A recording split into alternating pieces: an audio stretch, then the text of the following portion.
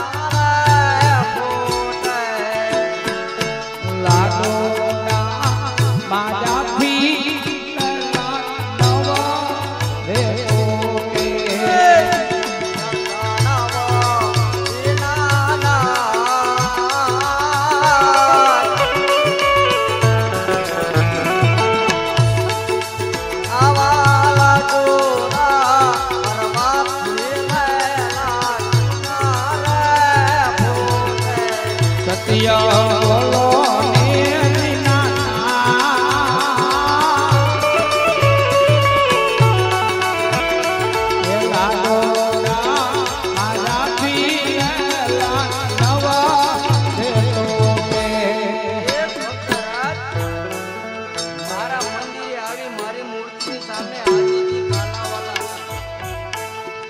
મને ભાવથી લાડવા જમાડો.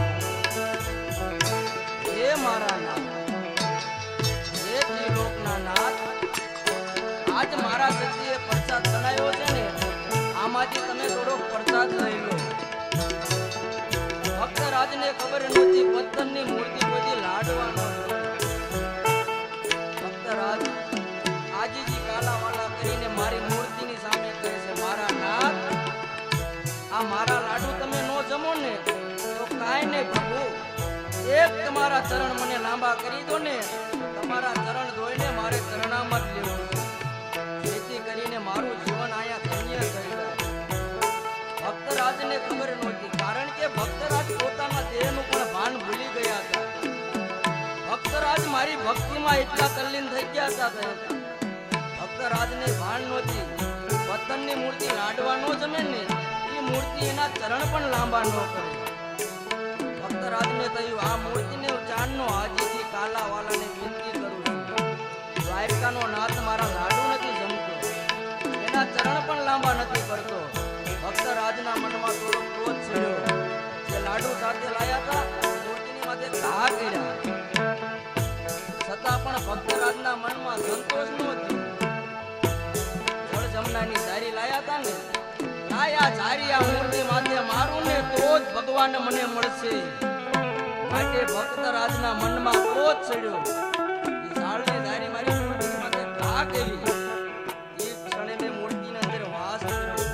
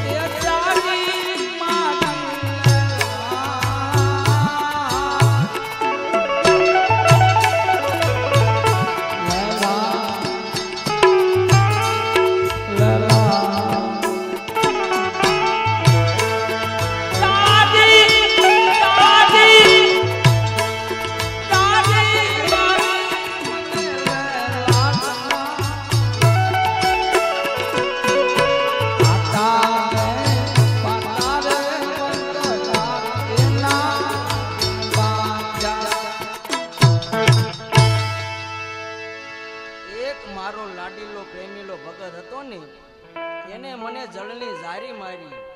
એ આટા પાટા તો મેં એના બાંધ્યા છે ભક્તરાજ.